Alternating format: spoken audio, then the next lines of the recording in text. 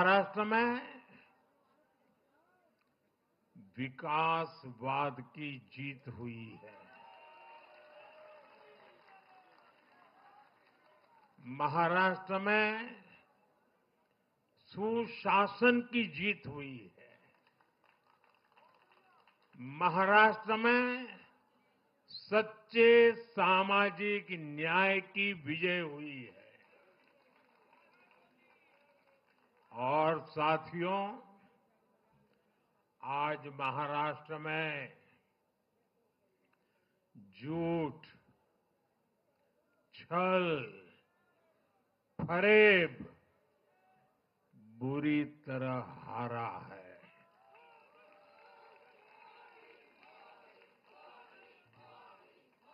विभाजनकारी ताकतें हारी है। आज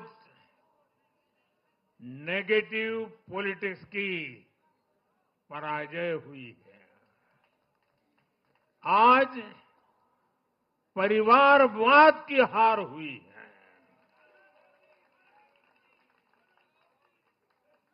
आज महाराष्ट्र ने विकसित भारत के संकल्प को और मजबूत किया है। मैं देश भर के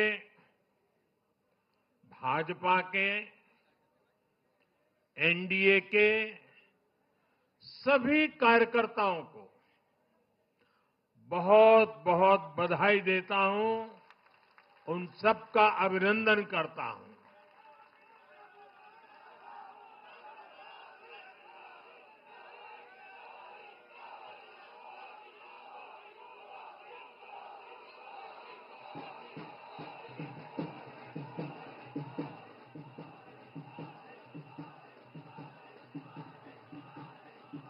मैं श्री एकनाथ शिंदे जी, मेरे परम मित्र देवेंद्र फडणवीस जी, भाई अजीत पवार जी, उन सब की भी भूरी भूरी प्रशंसा करता हूं। साथियों, आज देश के अनेक राज्यों में उपचुनावों के भी नतीजे आए हैं। नड्डा जी ने विस्तार से बताया है, इसलिए मैं विस्तार में नहीं जा रहा हूं। लोकसभा की भी हमारी एक सीट और बढ़ गई है।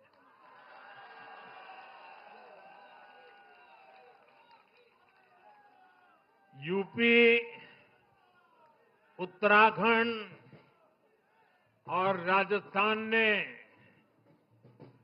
भाजपा को जमकर समर्थन दिया है। असम के लोगों ने भाजपा पर फिर एक बार भरोसा जताया है। मध्य प्रदेश में भी हमें सफलता मिली है। बिहार में भी एनडीए का समर्थन बढ़ा है। ये दिखाता है कि देश अब सिर्फ और सिर्फ विकास चाहता है। मैं महाराष्ट्र के मतदाताओं का, हमारे युवाओं का, विशेषकर माताओं बहनों का, हमारे किसान भाई बहनों का, देश की जनता का आदरपूर्वक नमन करता हूं। साथियों, मैं झारखंड की जनता को भी नमन करता हूं।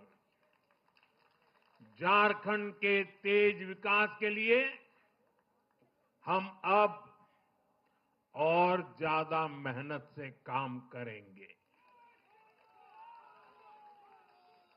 और इसमें भाजपा का एक एक कार्यकर्ता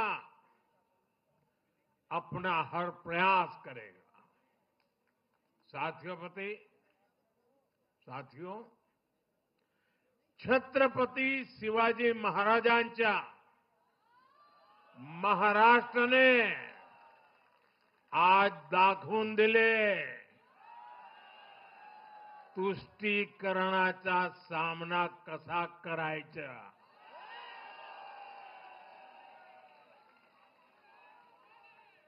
छत्रपती शिवाजी महाराज, शाहूजी महाराज, महात्मा फुले, सावित्रीबाई फुले, बाबासाहेब आंबेडकर, वीर सावरकर, बाला साहब ठाकरे, ऐसे महान व्यक्तित्वों की धरती ने इस बार पुराने सारे रिकॉर्ड तोड़ दिए.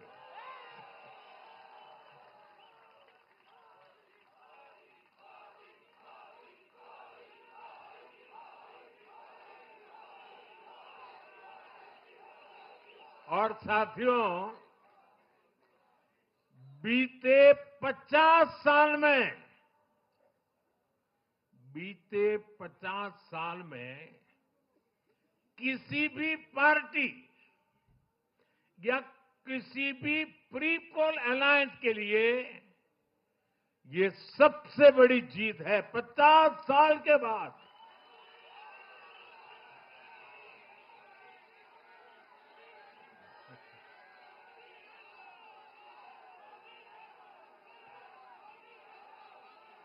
और एक महत्वपूर्ण बात मैं बताता हूं. ये लगातार तीसरी बार है जब भाजपा के नेतृत्व में किसी गठबंधन को लगातार महाराष्ट्र ने आशीर्वाद दिए हैं, विजयी बनाया है. और ये लगातार तीसरी बार है जब भाजपा महाराष्ट्र में सबसे बड़ी पार्टी बनकर उभरी है.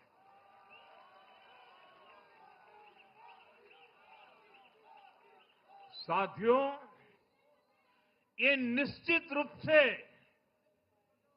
ऐतिहासिक है. ये भाजपा के गवर्नेंस मॉडल पर मुहर है.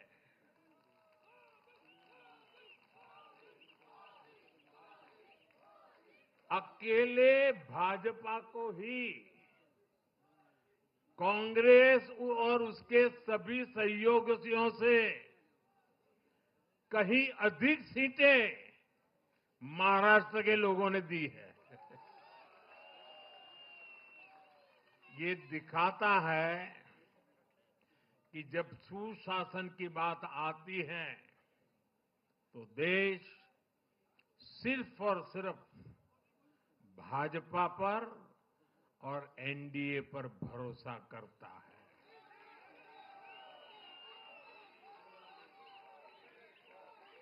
साथियों, एक और बात है जो आपको और खुश कर देगी. महाराष्ट्र देश का छठा राज्य है जिसने भाजपा को लगातार 3 बार जनादेश दिया है.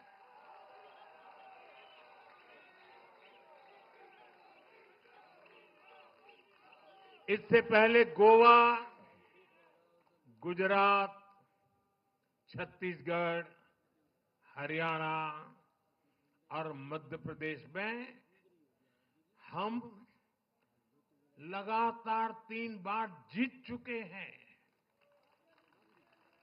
और बिहार में भी एनडीए को 3 बार से ज्यादा बार लगातार जनादेश मिला है. और 60 साल के बाद आपने मुझे तीसरी बार मौका दिया, ये तो है ही है.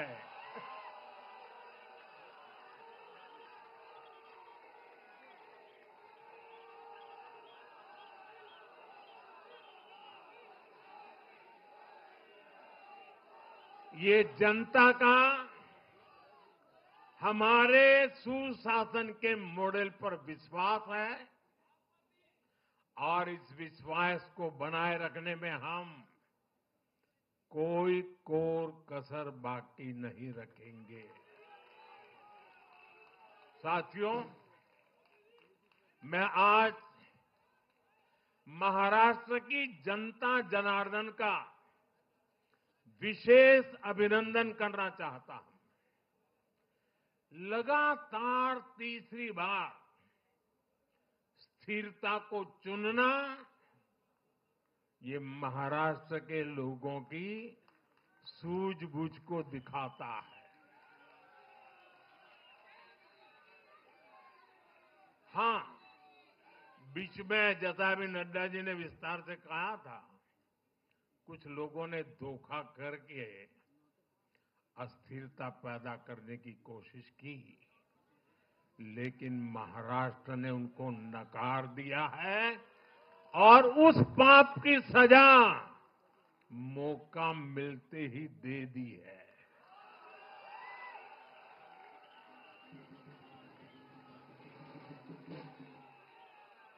साथियों, महाराष्ट्र इस देश के लिए एक तरह से बहुत महत्वपूर्ण ग्रोथ इंजन है। इसलिए महाराष्ट्र के लोगों ने जो जनादेश दिया है, वो विकसित भारत के लिए बहुत बड़ा आधार बनेगा। वो विकसित भारत के संकल्प की सिद्धि का आधार बनेगा। साथियों, हरियाणा के बाद महाराष्ट्र के चुनाव का भी सबसे बड़ा संदेश है एकजुटता। एक है तो एक है तो एक है तो ये आज देश का महामंत्र बन चुका है। कांग्रेस और उसको इकोसिस्टम, उन्होंने सोचा था कि संविधान के नाम पर झूठ बोलकर, आरक्षण के नाम पर झूठ बोलकर एससी, एसटी, ओबीसी को छोटे छोटे समूह में बांट देंगे। वो सोचते थे सब बिखर जाएंगे। कांग्रेस और उसके साथियों की साजिश को महाराष्ट्र ने सिरे से खारिज कर दिया है। महाराष्ट्र ने डंके की चोट पर कहा है, एक है तो एक है तो एक है तो सेब है के भाव ने जाति, धर्म, भाषा और क्षेत्र के नाम पर लड़ाने वालों को सबक सिखाया है, सजा की है।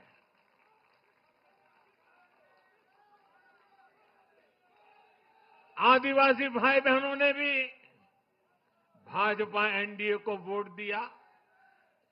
ओबीसी भाई बहनों ने भी भाजपा एनडीए को वोट दिया। मेरे दलित भाई बहनों ने भी भाजपा एनडीए को वोट दिया। समाज के हर वर्ग ने भाजपा एनडीए को वोट दिया। ये कांग्रेस और इंडी गठबंधन के उस पूरे इकोसिस्टम की सोच पर करारा प्रहार है, जो समाज को बांटने का एजेंडा चला रहे थे। साथियों, महाराष्ट्र ने एनडीए को इसलिए भी प्रचंड जनादेश दिया है क्योंकि हम विकास और विरासत दोनों को साथ लेकर चलते हैं। महाराष्ट्र की धरती पर इतनी विभूतियां जन्मी है। बीजेपी और मेरे लिए छत्रपति शिवाजी महाराज आराध्य पुरुष है।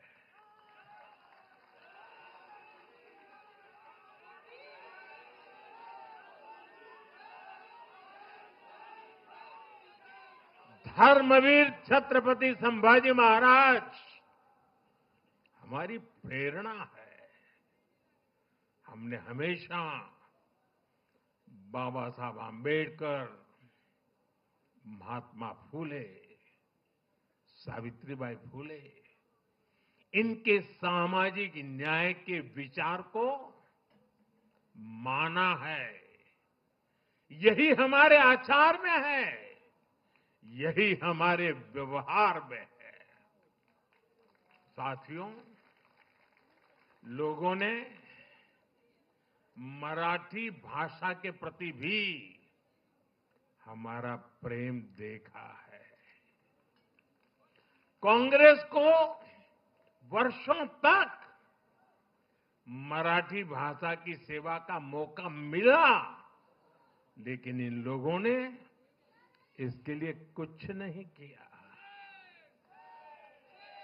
हमारी सरकार ने मराठी को क्लासिकल लैंग्वेज का दर्जा दिया।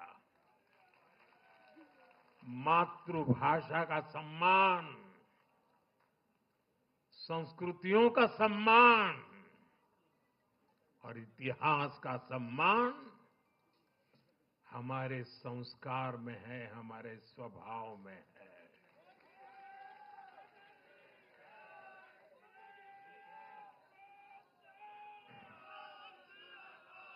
और मैं तो हमेशा कहता हूं, मातृभाषा का सम्मान मतलब अपनी मां का सम्मान।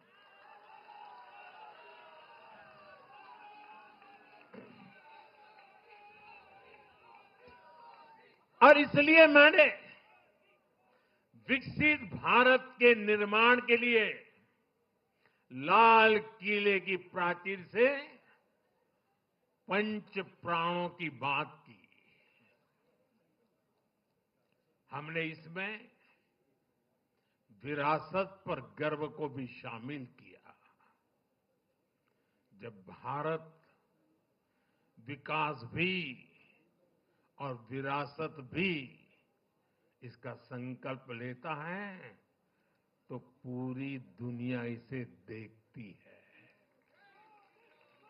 आज विश्व हमारी संस्कृति का सम्मान करता है। क्यों? क्योंकि हम इसका सम्मान करते हैं। अब अगले 5 साल में महाराष्ट्र विकास भी विरासत भी के इसी मंत्र के साथ तेज गति से आगे बढ़ेगा। साथियों, इंडी वाले देश के बदले मिजाज को नहीं समझ पा रहे हैं।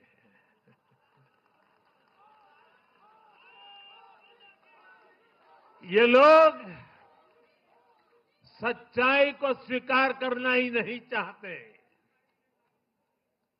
ये लोग आज भी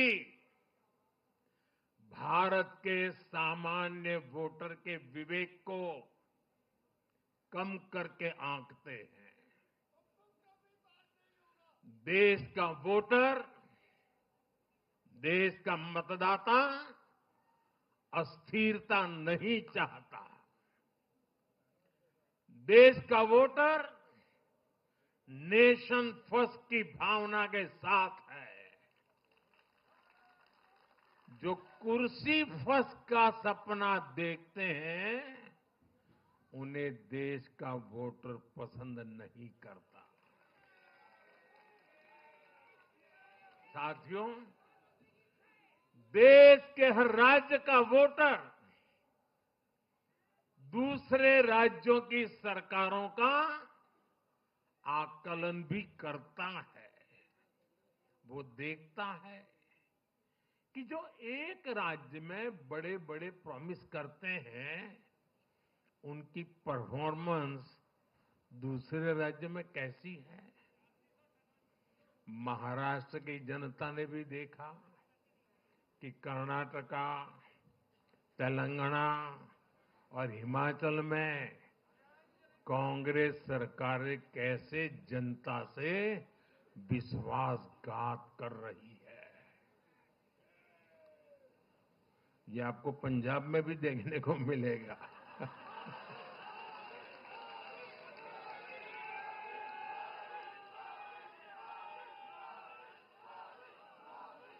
जो वादे महाराष्ट्र में किए गए, उनका हाल दूसरे राज्यों में क्या है। इसलिए कांग्रेस के पाखंड को जनता ने खारिज कर दिया है।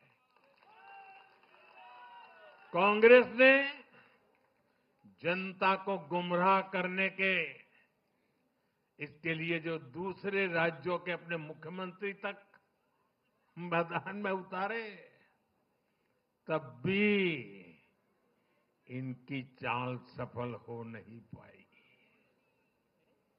इनके ना तो झूठे वादे चले और ना ही खतरनाक एजेंडा चला। साथियों, आज महाराष्ट्र के जनादेश का एक और संदेश है। पूरे देश में सिर्फ और सिर्फ एक ही संविधान चलेगा।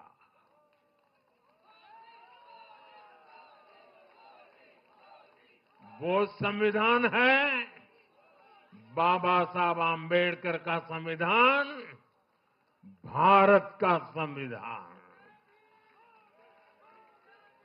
जो भी सामने या पर्दे के पीछे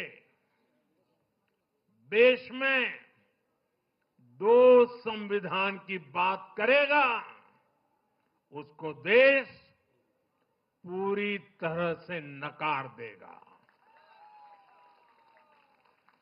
कांग्रेस और उसके साथियों ने जम्मू कश्मीर में फिर से आर्टिकल 370 की दीवार बनाने का प्रयास किया।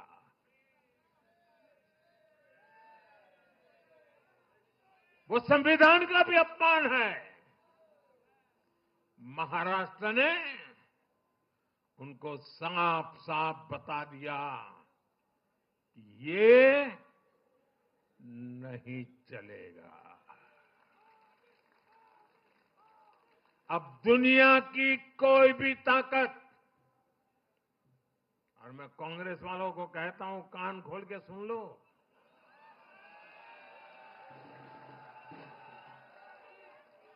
उनके साथियों को भी कहता हूं, अब दुनिया की कोई भी ताकत 370 को वापस नहीं ला सकती।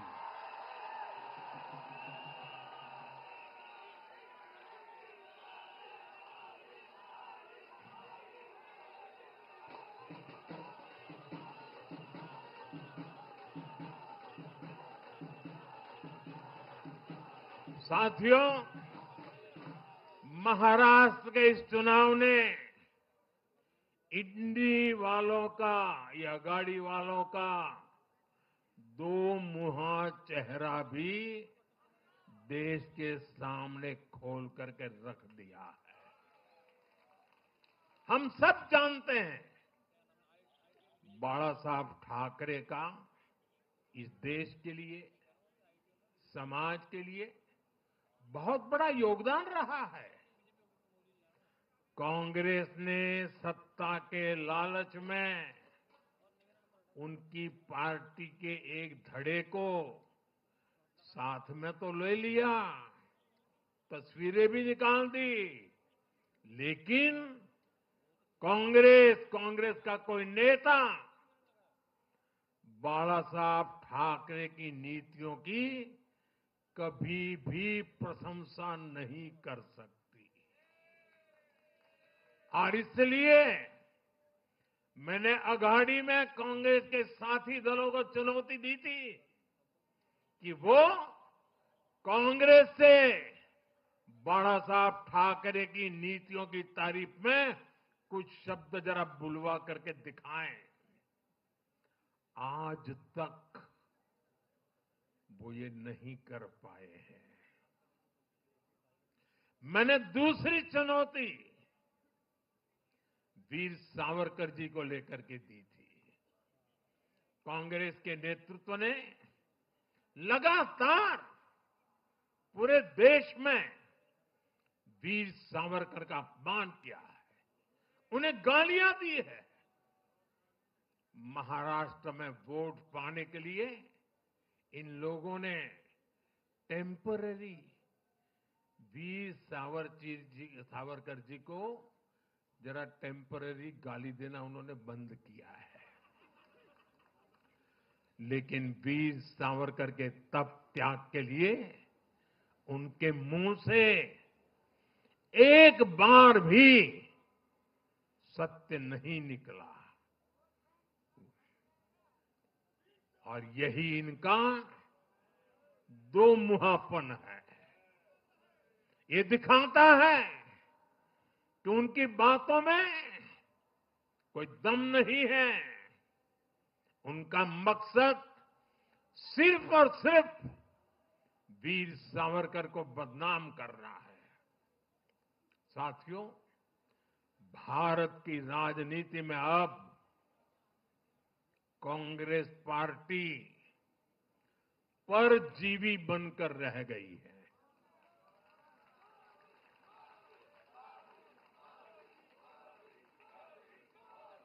कांग्रेस पार्टी के लिए अब अपने दम पर सरकार बनाना लगातार मुश्किल हो रहा है। हाल ही के चुनावों में जैसे आंध्र प्रदेश, अरुणाचल प्रदेश, सिक्किम, हरियाणा और आज महाराष्ट्र में उनका सुपड़ा साफ हो गया।